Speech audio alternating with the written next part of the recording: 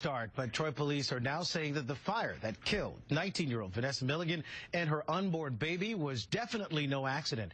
News Channel 13's Stan Levy has the story.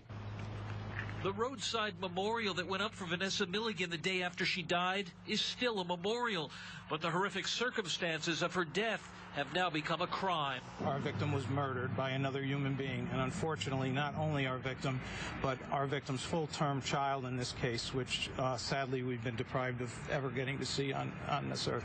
Trying to cover up your tracks of murder? You can't do that. Troy pastor Willie Baycoat was Vanessa Milligan's spiritual advisor, who says the latest developments in this case leaves him heartbroken, distraught, and emotionally paralyzed. This is a sad occasion, and when does it stop?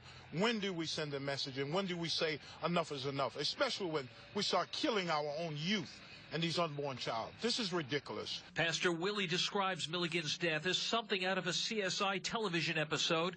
Troy police are calling it a cruel and inhumane act. We'll be looking at boyfriends, we'll be looking at family members, we'll be looking at street gangs, we'll be looking at every possible group or individual out there that could be responsible. Vanessa Milligan died just a day after her grandmother, Marilyn Hauser.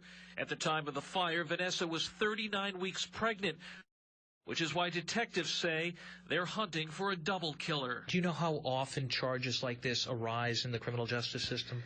Not very often. Former Albany County District Attorney Arnold Proskin says the New York penal law is clear.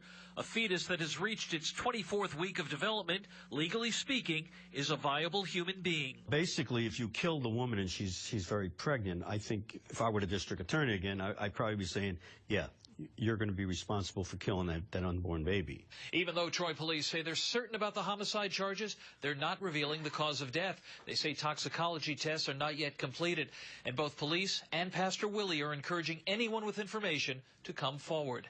In the newsroom, Dan Levy, News Channel 13 Today.